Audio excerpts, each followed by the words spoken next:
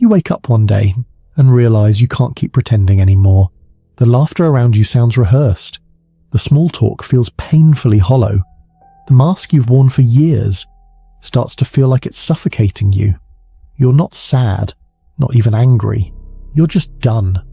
Done performing, done explaining, done trying to make yourself fit where you no longer belong. And that's when something deeper begins to stir. Carl Jung called this the quiet breaking point of the human spirit, the beginning of individuation. Awakening isn't loud. It doesn't announce itself with thunder.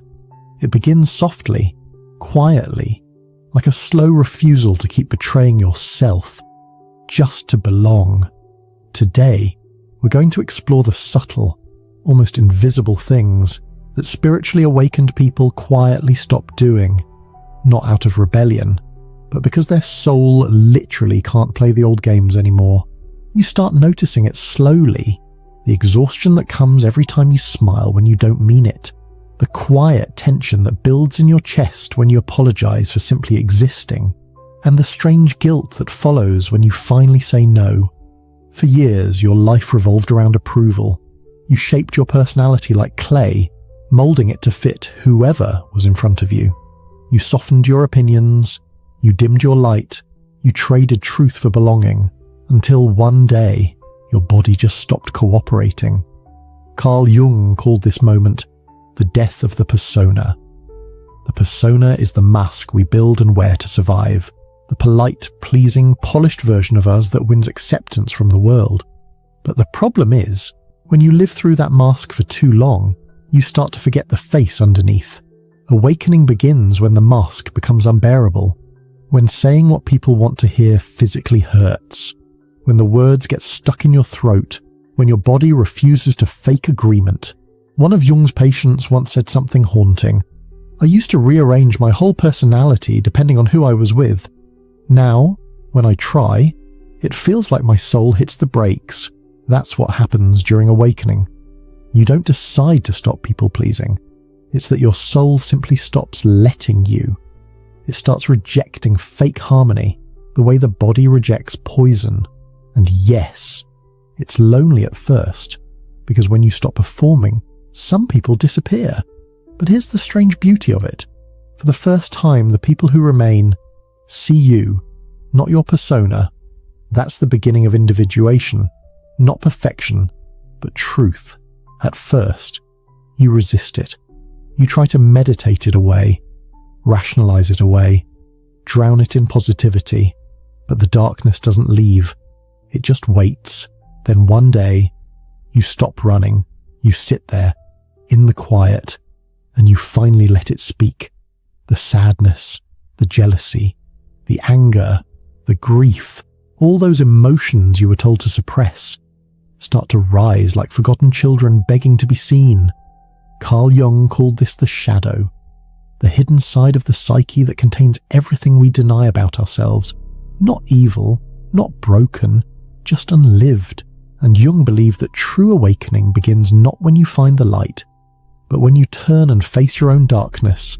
For years you might have believed being spiritual meant being calm, pure, forgiving, but now you see it. That wasn't spirituality. That was avoidance wrapped in light. Jung warned that what we repress doesn't disappear. It waits. And when we finally have the courage to face it, it doesn't destroy us. It frees us. You start realizing anger isn't unspiritual. It's a signal. Sadness isn't weakness. It's truth trying to breathe. And the tears that once felt like failure start feeling like medicine. The moment you stop rejecting your shadow, it stops controlling you. You no longer have to wear the mask of constant calm.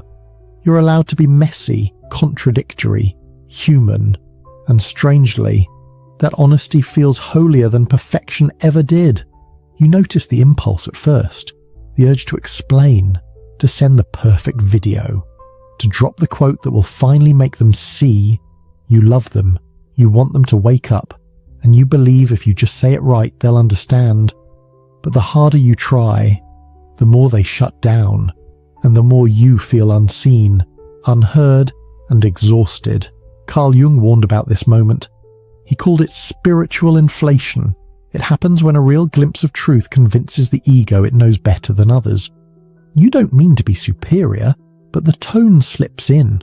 Let me fix you sneaks into your words. And people can feel it, even when your intentions are pure. Awakening softens this reflex. Slowly, quietly, you start recognizing projection. The parts of you you're trying to repair in them. You notice the urgency is yours, the discomfort is yours, and you remember what Jung taught again and again. Transformation comes from the inside out, never from force. So you do something radically simple. You stop trying to wake everyone up. You stop debating online. You stop sending unsolicited advice. You stop turning dinners into interventions.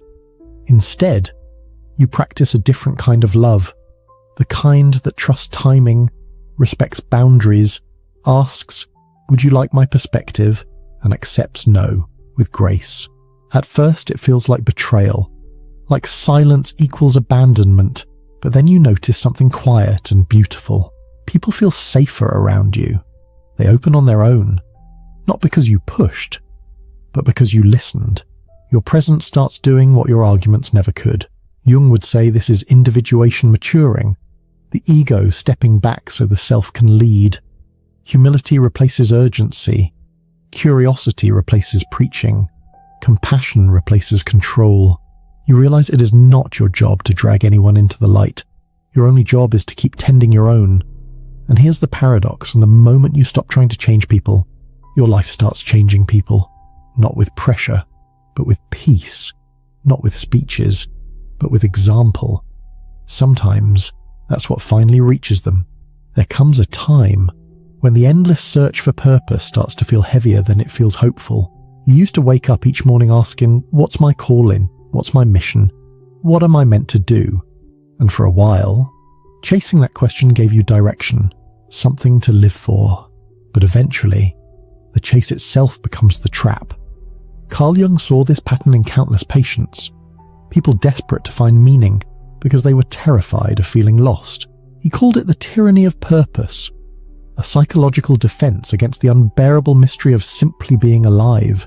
You begin to sense it, that your obsession with finding meaning was really an attempt to control life.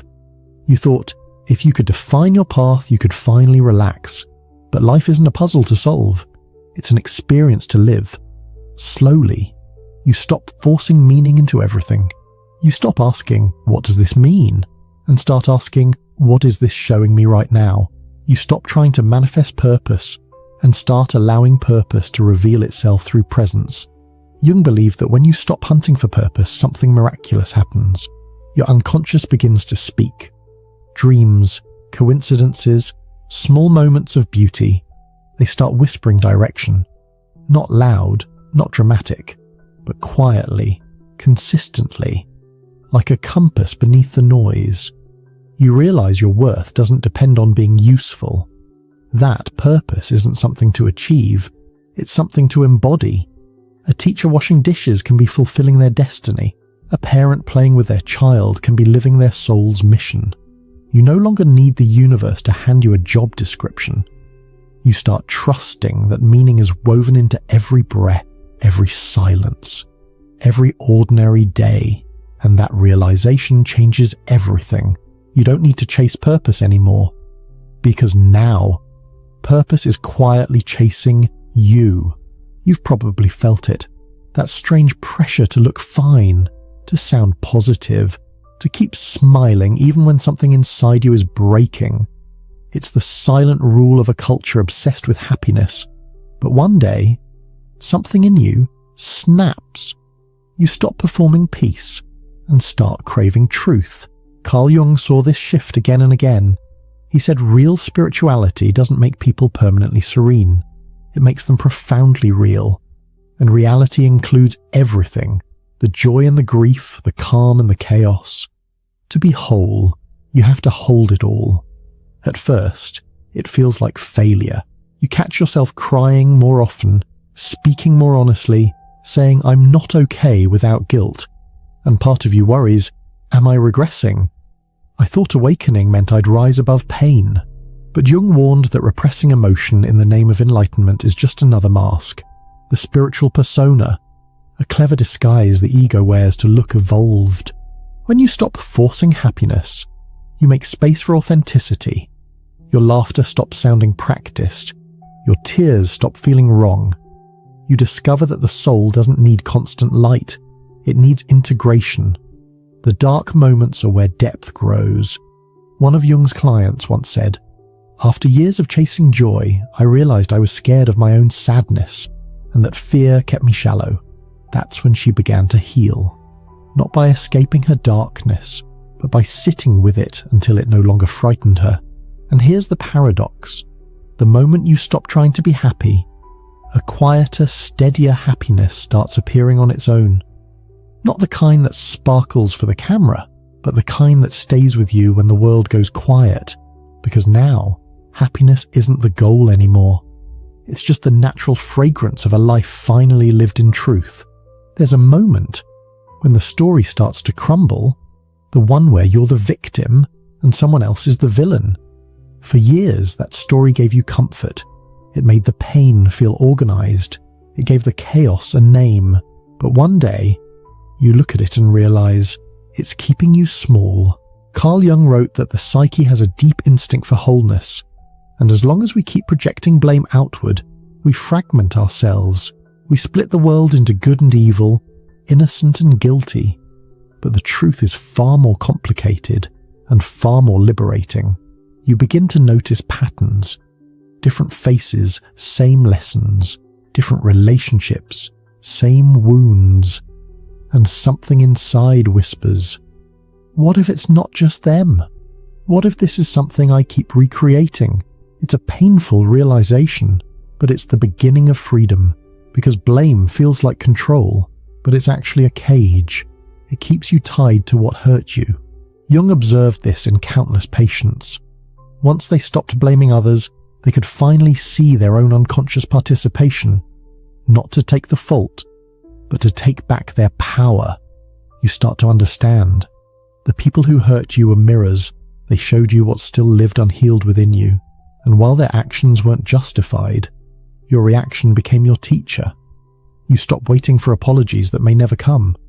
You stop trying to rewrite the past, and you begin rewriting your relationship to it. The ego sees this as surrender, but the soul knows its sovereignty, because the day you stop blaming is the day you stop handing your power away.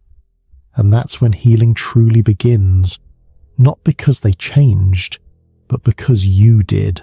In the beginning, awakening can feel like isolation. You look around and see people chasing things that no longer interest you. You talk, but the words don't land. You listen, but the noise feels endless. You start to believe you've outgrown the world, that consciousness comes with loneliness. Carl Jung understood this phase deeply. He said that when the ego begins dissolving, the individual feels like an exile, caught between worlds. You're no longer fully part of the unconscious crowd, but not yet anchored in your deeper self. And that space in between, it feels like being invisible. So you withdraw, not out of arrogance, but out of self-preservation. You need quiet, solitude, space to rebuild the inner architecture that once depended on approval and noise. But eventually, the silence starts teaching you something unexpected.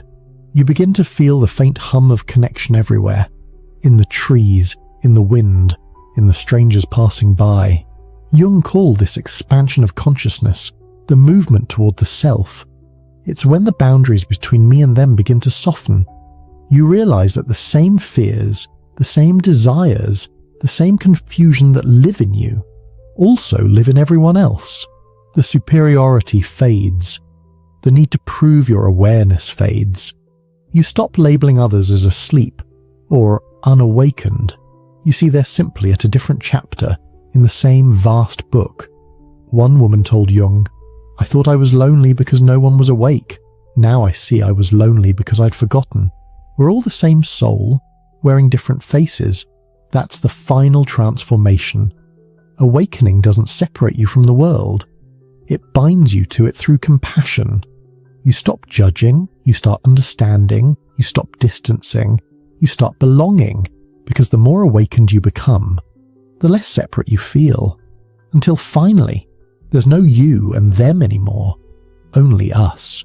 You notice the habit first, asking someone else what you already know, checking a chart, a test, a guru, and algorithms before you trust your gut, refreshing the feed for a sign, instead of listening to the sign inside. Carl Jung warned about this pattern.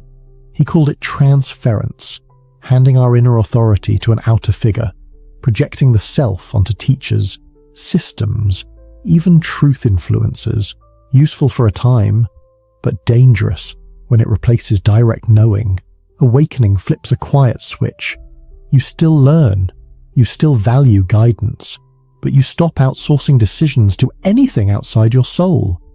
You begin asking, would I choose this if no one approved? You notice where projection was doing the driving, the mentor you needed to save you, the system you wanted to make you certain, the sign you demanded before taking one honest step. Jung called the maturing compass inner authority. It's not defiance, it's alignment. You consult the map, but you let the self steer. You honor synchronicity, but you quit forcing omens to do your will. So you practice tiny acts of sovereignty, choosing the quieter voice, letting maybe breathe instead of wrestling a yes or no from fear. You stop building altars to other people's certainty, and you start building trust with your own. Here's the surprise. Life becomes simpler, not easier, but clearer, because the moment you stop outsourcing your intuition, your choices stop sounding like arguments and start feeling like home. It happens slowly. You start noticing how the highs come with hangovers, how the late night confessions, the cliff edge argument, the make-up miracles leave you empty the next morning, and you realize what felt like chemistry was often just chaos dressed as love. Carl Jung would call this projection at work. The anima animus, the inner feminine or masculine image, gets thrown onto someone else. Suddenly they carry your longing, your wound, your fantasy of being saved. It feels destined, but it's really your unconscious asking to be seen. At first, you keep chasing sparks, because sparks feel like proof. This is real, but awakening teaches a quieter metric. If your nervous system is terrified, it isn't intimacy, it's inflammation. So you begin to choose differently. You choose the person who feels safe over the person who feels stormy. The conversation that is clear over the one that is clever. The rhythm that is sustainable over the story that is cinematic. Jung said, we don't so much solve our projections as we withdraw them. You start owning what you are outsourcing, my need to be chosen, my fear of abandonment, my hunger for awe. You bring these home to the self, and something miraculous happens. The ocean calms without going shallow. You learn that consistency is a love language, that boredom is often a nervous system finally feeling safe, that silence can be connection. When both hearts are present, one day you notice you're no longer addicted to the roller coaster. You don't need a hero or a hurricane. You want a human, and you're willing to be one too. This is individuation in relationship. The persona drops its performance. The shadow stops hijacking desire, and the self starts choosing what keeps you whole after the kiss. Intensity can be beautiful, but intimacy is what stays. It's the slow, steady knowing, I am safe to be all of me here. That's not less romantic. It's real. And real love is what finally lasts. When you look back, you realize awakening never gave you new beliefs. It quietly took away everything that wasn't true. It didn't make you someone else. It brought you home to who you've always been. Carl Jung called this process individuation, the slow, lifelong movement toward wholeness. Not perfection, not enlightenment, but integration, where the persona softens, the shadow is seen, and the deeper self begins to guide your life from within. Every quitting along the way was never about loss. It was preparation. When you stopped chasing approval, inner worth appeared. When you stopped rejecting your darkness, light found you naturally. When you stopped forcing purpose, presence became enough. When you stopped performing happiness, truth began to breathe. When you stopped blaming, you finally felt power in your hands